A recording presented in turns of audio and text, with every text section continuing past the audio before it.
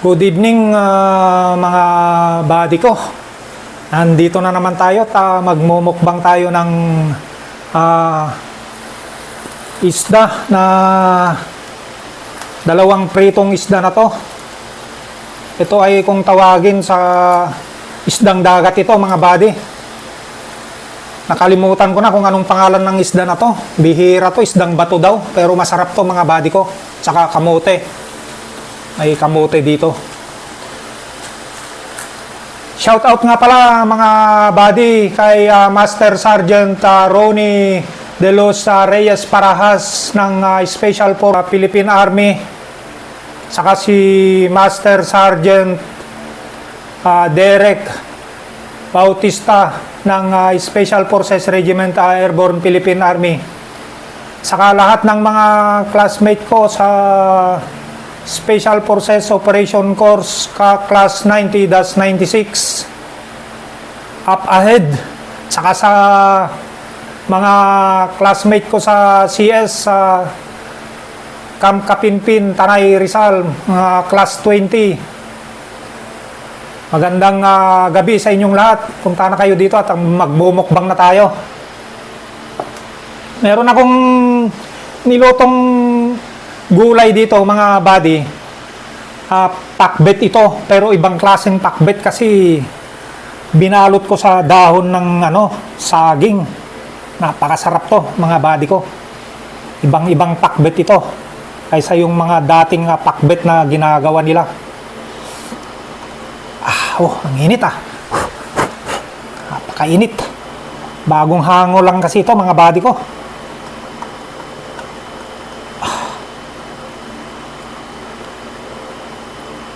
Ang init. Sobrang init mga buddy. Eto na.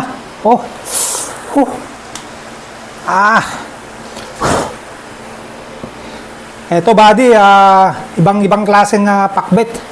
Binalot ko sa dahon ng saging. Ayan na Kita nyo, busok pa. Napakainit nito. Napakasarap.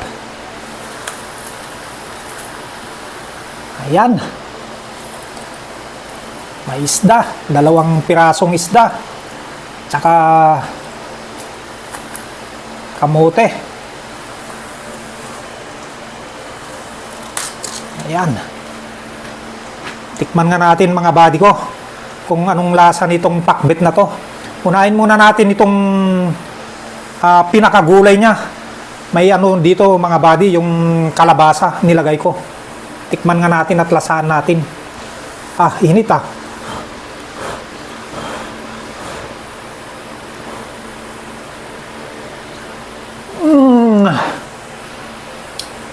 Masarap buddy, malasa. Talagang yung bagoong niya, kunting tubig lang nilagay ko, tsaka kamatis, salubong yung asim ng kamatis, tsaka yung medyo kunting alat ng bagoong. Napakasarap. Sarap buddy ko. Meron naman akong sausawan uli dito. Yung tinunaw ko na chili sauce. Tinunaw ko sa kalamansi. Dinagdagan ko ng kunting tubig para medyo may sabaw kunti sa sausawan. Eto na mga buddy. Tikman na natin yung isda.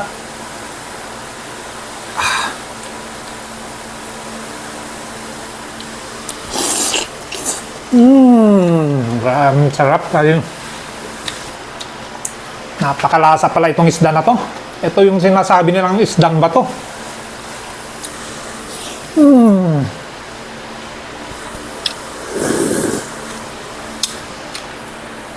Sarap sabi ko. Wala na akong nabiling mga daon-daon kung ano-anong daon-daon na gulay. Kasi ginabi na akong buwi. Hindi ko na naabutan yung palengke. Palengke sarado na. Sarap.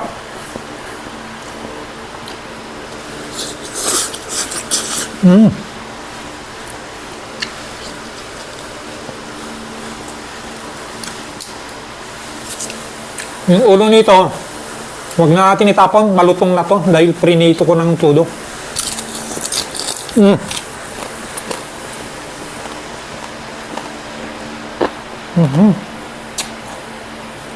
Malutong mga bali.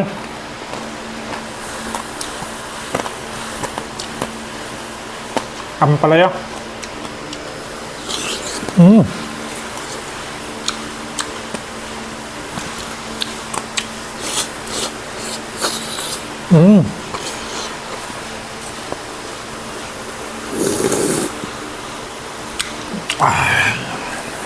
Sarap manghang.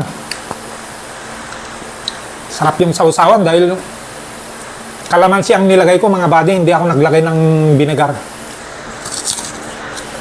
Sibuyas.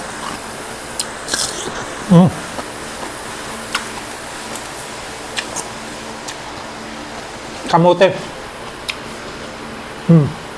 Sarap. Sarap tong kamote na to, perfect. Galing Mindanao to mga buddy.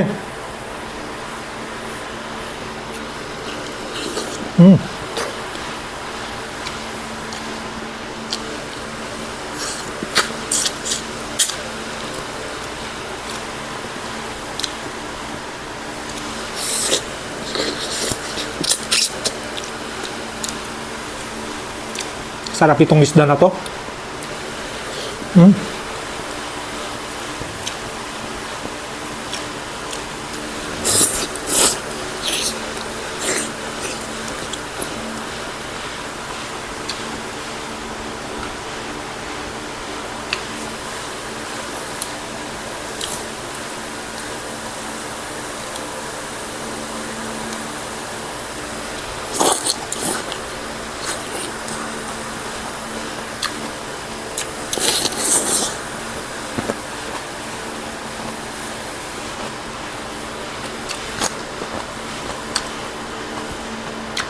Yung palayak.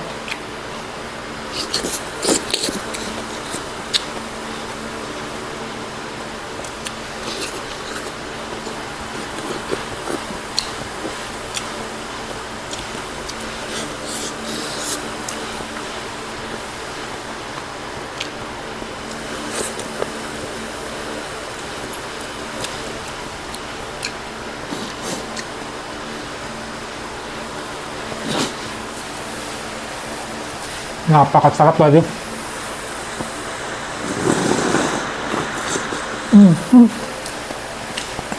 Ang sarap ng sausawan. Pwede mo rin sausaw yung kamote na dito kasi masarap yung sausawan eh.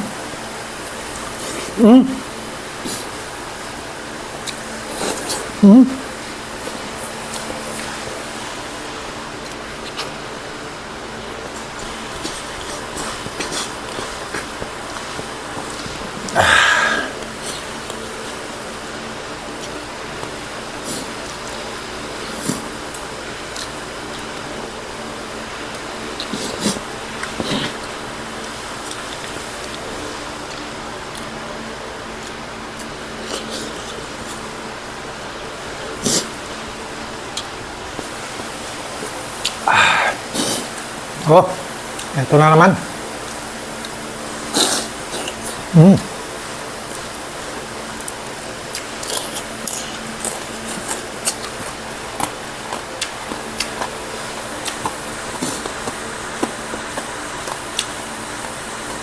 Mga tinik-tinik niya, malutong na.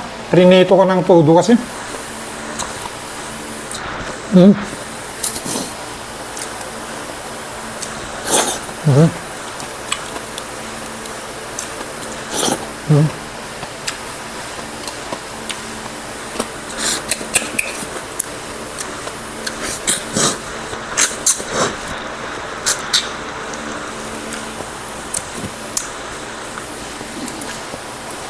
Kamote.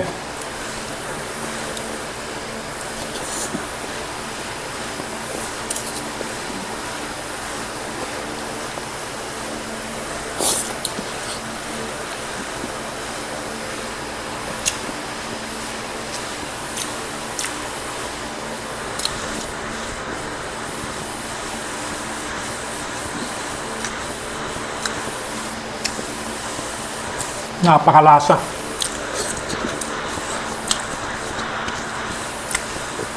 Saktong-sakto lang yung templa na nilagay ko. Hindi na ako naglagay ng asin. Yung bagoong na doon ang pinangpalasa ko, yung bagoong.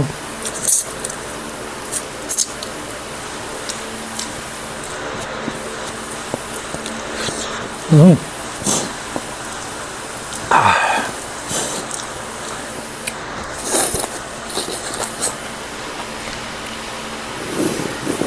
Mm.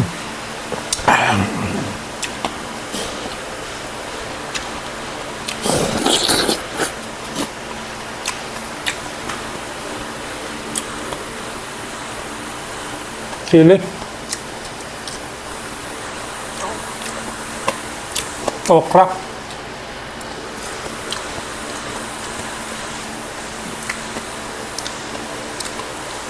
Subukan nyo mga buddy, balutin nyo sa daon ng saging para maiba rin. Mabango siya, tapos ibang-iba yung lasa niya talaga.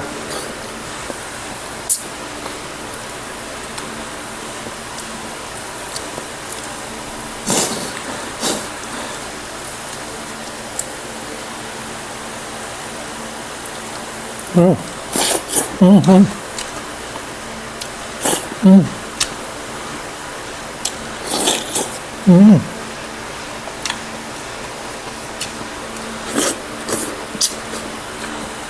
Napakasarap, ha, di ba? Kailangan ubusin natin to. Hindi pwedeng magtira tayo dito dahil sayang. Mm. Masarap ang pagkakaluto. Ibang-ibang pakbet to kaysa yung mga niluluto nila na pakbet na parang pakbet na lagi na ganun. Kailangan baguhin natin, balutin natin ng daon ng saging. Napakasarap.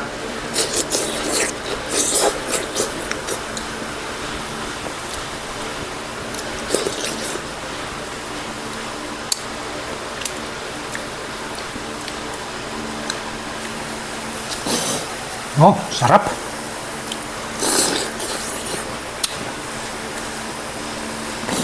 Ang sarap itong isda na to. Isdang ba to? Malasa. Mm.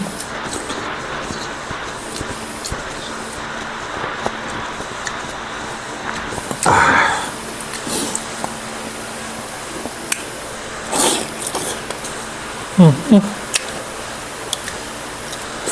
Mm, mm.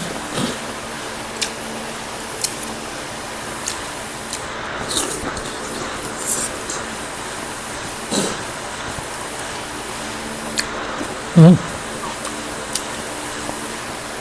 Sili. Mm. Mm-hmm.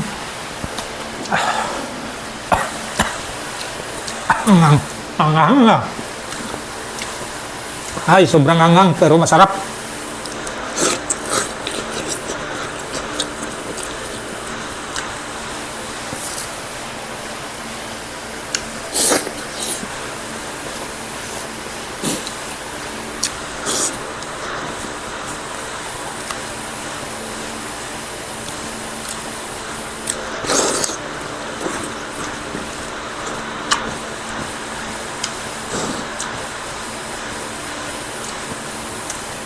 Mm.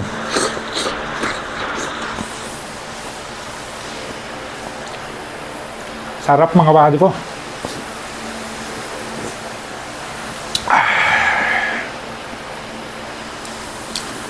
Ito na yung pakbet na talagang tunay. Pakbet na binalot sa dahon ng saging. Mm.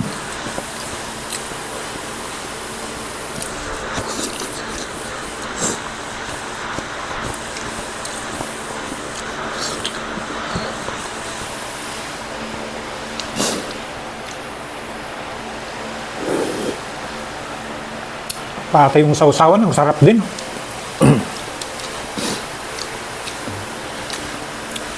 Mm.